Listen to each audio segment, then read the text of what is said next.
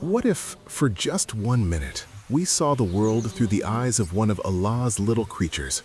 Maybe then we would finally understand what risk and hard work really mean. The Quran reminds us that there is no creature on this earth whose provision is not already upon Allah. And what you are about to see is more than a scene. It is the life of one of Allah's tiny beings, moving through the world with quiet trust and purpose.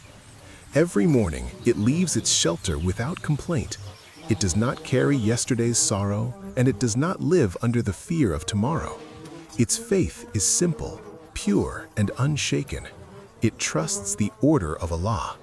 It knows that nothing in this world was created without purpose.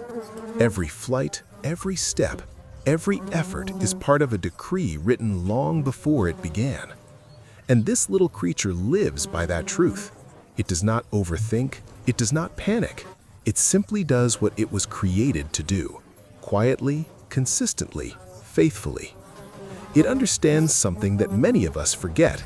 If the intention is sincere, Allah opens the way. Sometimes the wind is strong, sometimes the path is rough, sometimes the journey is longer than expected. But stopping is not in its nature. It keeps moving, keeps searching, keeps trusting. Every day it risks its life, not out of fear, but out of need, not out of desperation, but because that is how Allah has placed it in this world. And in that silent struggle, it teaches us something powerful. We, human beings, were given reason, awareness, and understanding, yet we still worry so much. We fear the future, we stress over provision, we lose sleep over what may or may not happen. But Allah's system has always been working. This tiny creature reminds us that tawakkul does not mean doing nothing. It means giving your best, taking every possible step, and then leaving the result to Allah. No noise, no complaint, just effort and trust. And when evening comes, whether it returns with little or with much, there is still dignity in its journey. There is still contentment in its movement.